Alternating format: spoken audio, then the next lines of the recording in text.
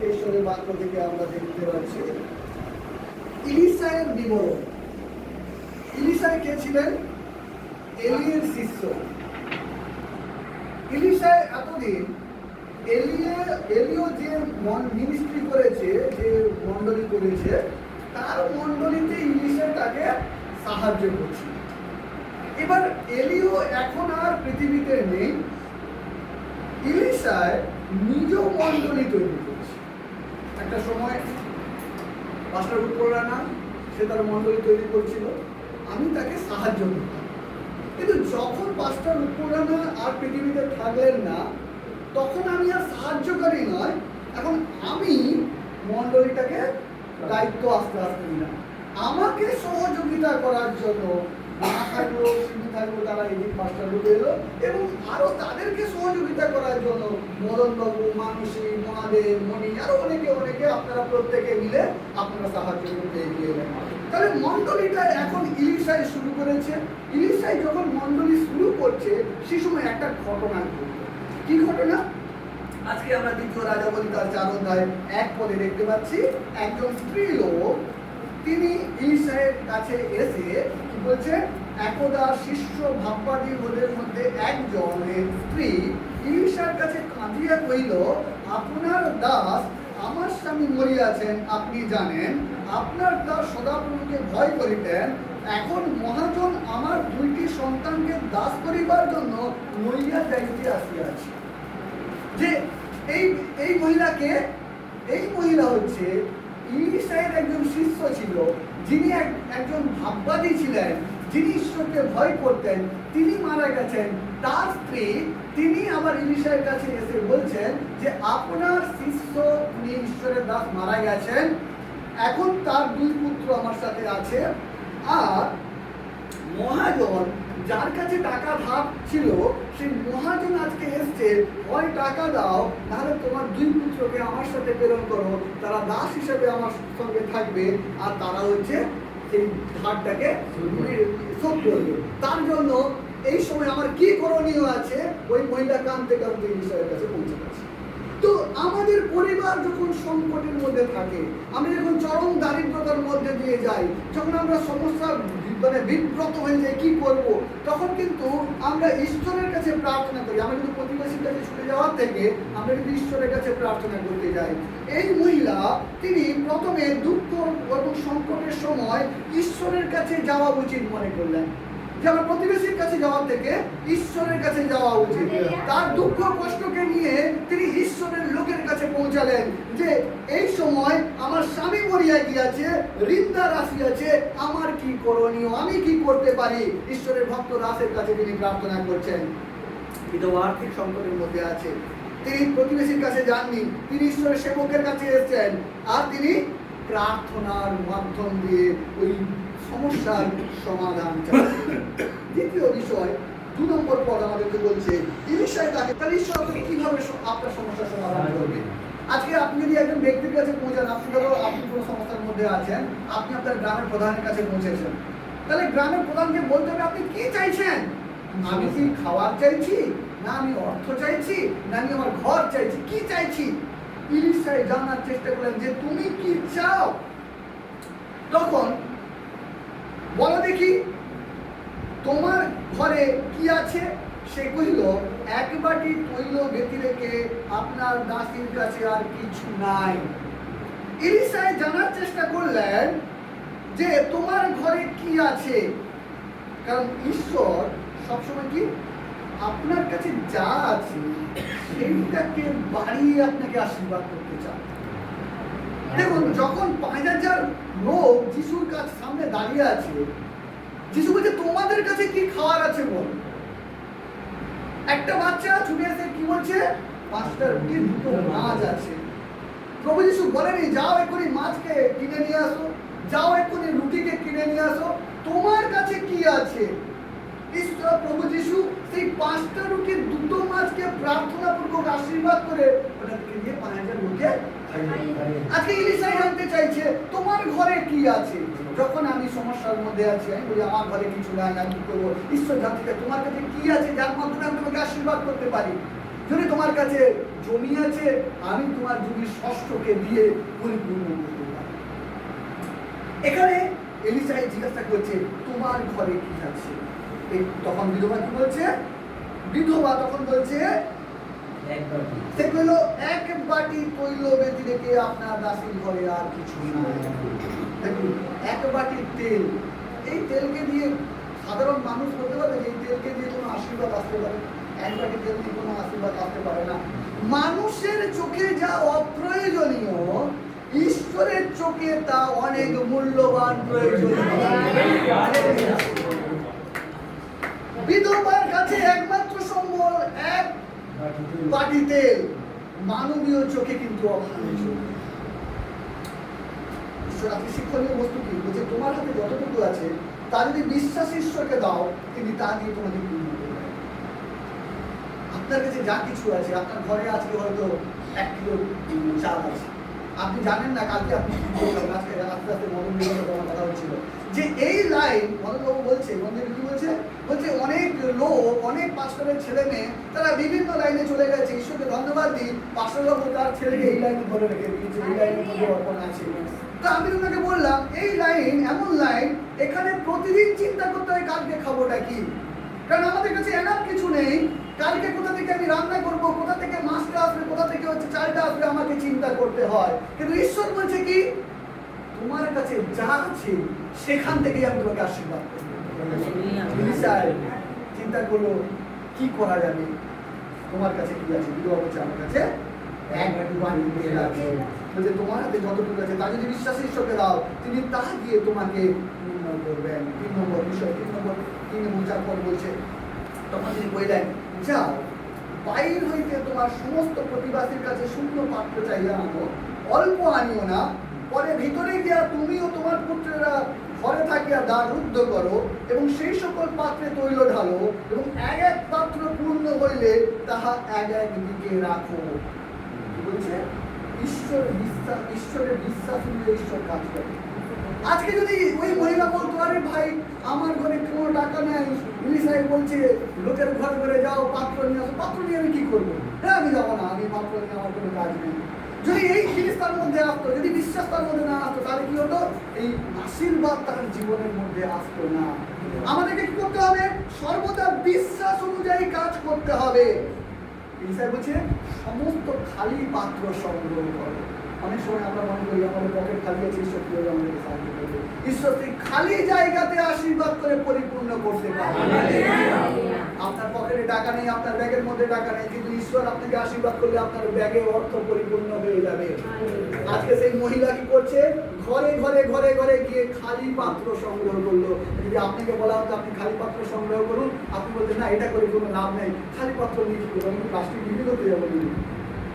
মনের মধ্যে অনেক কিছু আসতে পারে, কিন্তু এই মহিলা এলিশাই তাকে যা নির্দেশ দেন, যা যুক্তি বিরুদ্ধ মনে হতে পারে, তিনি কিন্তু তা করলেন। কারণ খালি পাত্র নিয়ে আসা কিন্তু যুক্তিযুক্ত ব্যাখ্যা নয়। তিনি যুক্তি বিরুদ্ধ একটা কাজ করলেন, লোকের ঘরে ঘরে গেলেন, খালি পাত্রকে সংগ্রহ করলেন, আর ঈশ্বরের দাসের কথা মতো ঘরের মধ্যে এসে দরজাটাকে বন্ধ করলেন, দ্বারকে রুদ্ধ করলেন। এখানে একটা জিনিস হচ্ছে ঈশ্বরের অলৌকিক কাজ করে, কিন্তু তার জন্য আমাদেরকে সম্পূর্ণ আজ্ঞাবহ হতে হয়, সম্পূর্ণ প্রস্তুত হতে হয়। একটা সময় যখন আপনার ঘরে কিছু থাকে না, আপনাকে কি করতে হবে? দ্বারকে রুদ্ধ করে প্রার্থনা করতে হবে, আজ্ঞাবহ হতে হবে।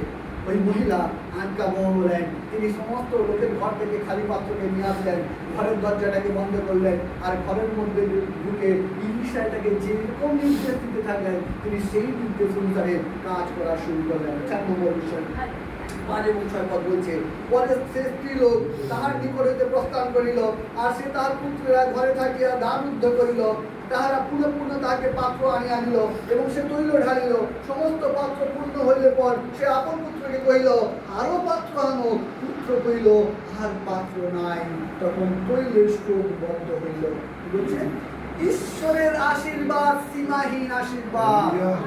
ঈশ্বরের আশীর্বাদ সংক্ষিপ্ত নয়, অনেক বিশাল বিশাল। ঈশ্বর আপনাকে বলছে উপচিয়া পড়িবে, উথলাইয়া পড়িবে।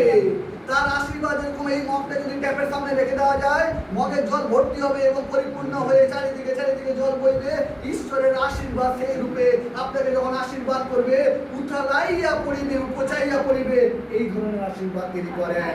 তিনি বলছে ঈশ্বরের আশীর্বাদ সীমাহীন, কিন্তু আমাদের প্রস্তুতি অনুযায়ী, যদি আমি প্রস্তুতি নিই তাহলে তিনি আশীর্বাদ করবেন।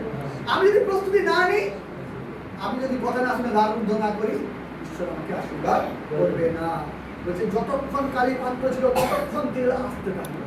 খালি পাত্র আনছে, তেল ঢালছে, খালি পাত্র পরিপূর্ণ হচ্ছে, ঢালছে, খালি পাত্র পরিপূর্ণ হচ্ছে।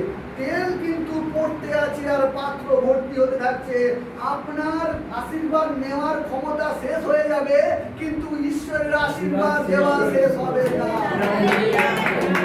ঈশ্বর আশীর্বাদ করছে যতক্ষণ খালি পাত্র আছে। একটা সময় বলতে হচ্ছে আর খালি পাত্র নেই, আর আমি আশীর্বাদ নিতে পারছি না, কেউ দিতে পারবে না। ঈশ্বর ততক্ষণ আশীর্বাদ করতে চায়। এই মহিলা বলছে তেল থেমে যায় যখন আর খালি পাত্র ছিল না, আশীর্বাদ থেমে যায় না। প্রস্তুতি কমে গেলে তাকে, যদি আপনার কাছে প্রস্তুতি না থাকে, আশীর্বাদ দেওয়ার ক্ষমতা যদি আপনার না থাকে, তাহলে কিন্তু আশীর্বাদ থাকে না। শিক্ষণীয় বিষয় বলছে বিশ্বাস যত বড় আশীর্বাদ তত গভীর। বিশ্বাস যত বড় আশীর্বাদ তত গভীর। বলছে সীমাবদ্ধতা ঈশ্বরের নয়, সীমাবদ্ধতা আমাদের। আমার ব্যাগে আমি কতটা নিতে পারবো সেটা আমার সীমাবদ্ধতা। ঈশ্বরের কোনো সীমাবদ্ধতা নেই, তিনি অফুরন্ত দিতে থাকবেন। যতই আপনার ব্যাগটা, প্রত্যেকটা ব্যাগ ভর্তি হতে থাকবে, আপনার ব্যাগকে আপনি পরিপূর্ণ করে শেষ করতে পারবেন না। ঈশ্বর আপনাকে আশীর্বাদ করতে চাইবে। 5 নম্বর বিষয়, শেষ বিষয়, ঈশ্বর শুধু সমস্যার সমাধান করেন না, ভবিষ্যৎকেও নিশ্চিত করেন। 7 পদে বলছে কি, তৈলের স্রোত বন্ধ হইল, পরে সে গিয়া ঈশ্বরের লোককে সংবাদ দিল। তিনি কহিলেন, যাও, সেই তৈল বিক্রয় করিয়া তোমার ঋণ পরিশোধ করো, এবং যা অবশিষ্ট থাকিবে তদ্বারা তুমি তোমার পুত্ররা দিনপাত করো। আজকে তার সমস্যা কি ছিল? ঋণদাতার ঘরে এসছে, ঋণকে পরিশোধ করতে বলছে। তিনি ইলিশার কাছে কেন গেছেন? যে আমার ঋণটা পরিশোধ হবে, আমার ছেলেগুলোকে দাস হতে হবে না। এখানে ঈশ্বর শুধুমাত্র সেদিনের ঋণকে শোধ করলো তা নয়, তিনি ঋণকে শোধ করলেন, আরো উপরন্তু আরো আশীর্বাদ করলেন, যাতে ভবিষ্যতেও তার যেন সংকট না হয়। বলছে যেটা বেঁচে আছে সেগুলোকে বিক্রি করো আর দিনপাত করো। তেল বিক্রি করো, ঋণ শোধ করো, বাকি দিয়ে জীবন ধারণ করো। ঈশ্বর শুধু ঋণ শোধের ব্যবস্থা করেন না, দীর্ঘস্থায়ী দীর্ঘমেয়াদী রোজগারের পথ তিনি খুলে দেন। ঈশ্বর কেবল সমস্যা মেটান না, আমাদের নতুন জীবনের পথও তিনি দেখান। আজকে আপনারা একটা সমস্যা নিয়ে ঈশ্বরের কাছে এসেছিলেন। আপনাদের প্রত্যেকের জীবনে একটি মাত্র সমস্যা ছিল। কার ছেলে অসুস্থ ছিল, কার স্ত্রী অসুস্থ ছিল, কার ঘরের সমস্যা ছিল, কারো জায়গার সমস্যা ছিল। আপনারা একটি মাত্র সমস্যা নিয়ে এসেছিলেন। ঈশ্বর সেই সমস্যা অনেক আগে আপনার সমাধান করে দিয়েছে। আজ পর্যন্ত যতগুলো সমস্যা আছে প্রত্যেকটা সমস্যাকে তিনি সমাধান করে চলেছেন এবং ভবিষ্যতেও তিনি সমস্ত সমস্যার সমাধান করে চলবেন। ঈশ্বর একটি মাত্র দিনের জন্য নয়, একটি মাত্র সমস্যার জন্য নয়, একটি মাত্র কারণের জন্য নয়। ঈশ্বর আজীবন আপনাকে দান করতে চায়, ঈশ্বর আজীবন আপনাকে আশীর্বাদ করতে চায়। কিন্তু আপনি কতটা আশীর্বাদ করে নিতে পারবেন, আপনি কতটা প্রস্তুত আছেন নিজের জীবনে। আমাদের জীবনে প্রচুর সমস্যা থাকে, কিন্তু ঈশ্বর শূন্য হাতে কাউকে ফিরিয়ে দেয় না। বিশ্বাস ও আজ্ঞা থাকলে প্রতিটি ঘাটতি তিনি পূরণ করেন। যে কোনো দুঃসময়ে তার কাছে আসো, তোমার যা আছে সেটা দিয়ে তিনি তোমাকে কি করবেন?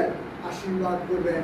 আর যদি কেউ নিজেকে বিধবার মতো শূন্য মনে করে, ঈশ্বর তোমার ঘরে, আপনার ঘরে নতুন তেলের আশীর্বাদ ঢেলে দিতে চান। কিন্তু আমরা কতটা প্রস্তুত, আমরা কতটা ওই আশীর্বাদকে দিতে পারি? আজকে আসুন আমরা এই সময় প্রার্থনার মধ্যে যাই। সেই বিধবার মতো কতটা আমরা আশীর্বাদকে নিতে চাইব। ঈশ্বর তৈলের স্রোতকে বইয়ে নিতে চান। 5000 মানুষকে খাওয়ানোর পরে আরো 12 ডালা ঝুড়ি বেঁচে গেছিল। সেখানেও ঈশ্বরের আশীর্বাদ কম ছিল না। ইলিশার মাধ্যমে যখন বিধবাকে ঈশ্বর আশীর্বাদ করছে, সম্পূর্ণ খালি পাত্র ভর্তি, আরো তেলের স্রোত বয়ে যাচ্ছে, খালি পাত্র আর নাই আশীর্বাদকে ধরার মতো। আজকে ঈশ্বর আপনাদেরকে আশীর্বাদ করতে চায়, ঈশ্বর আপনার এই মণ্ডলীকে আশীর্বাদ করতে চায়। শুধুমাত্র একটি ঘর ভেঙে গেছে তা নয়, এখানে ঈশ্বরের চিরন্তন আশীর্বাদ দিতে চায়, সারা জীবনের আশীর্বাদ দিতে চায়। শুধুমাত্র একটি বিল্ডিং নয়, ঈশ্বর এখানে আরো অনেক কিছু করতে চায়, যদি আমরা প্রস্তুত থাকি, যদি আমরা নিজেদেরকে তৈরি করতে পারি। প্রস্তুতি সব থেকে বড় বিষয়। সেদিন 10 কুমারীর মধ্যে 5 কুমারী নিজেদেরকে প্রস্তুত রেখেছিলেন, আর 5 কুমারী নিজেদেরকে প্রস্তুত রাখতে পারেনি। যখন বর এসে দরজা বন্ধ হয়ে গেছে, 5 কুমারী বরের সাথে ঢুকেছে, আর 5 কুমারী ঢুকতে পারেনি, কারণ তারা প্রস্তুত ছিলেন না। আজকে সেই সময় নিজেকে প্রস্তুত করার সময়, আজকে সেই সময় নিজেকে উৎসর্গ করার সময়, আজকে সেই সময় ঈশ্বরের কাছ থেকে আশীর্বাদ নেওয়ার জন্য নিজেকে তৈরি করার সময়। তাই আসলে এই সময় আমরা চোখ বন্ধ করি, প্রার্থনা করি, নিজেকে প্রস্তুত করি, সেই বিধবার মতো আজ্ঞাবহ হই, সেই বিধবার মতো দ্বারকে রুদ্ধ করি, এবং ঈশ্বরের যে ভাববাদী যেভাবে তাকে ইনস্ট্রাকশন দিয়েছিল এটা করো, সেইভাবে আমি যেন ঈশ্বরের নেতৃত্বের লোকেদের মাধ্যমে যে আজ্ঞা আমাদের কাছে আসে, সেই আজ্ঞাকে যেন বহন করতে পারি। আসলে এই সময় ঈশ্বরের আরাধনা প্রশংসার মধ্যে আসি।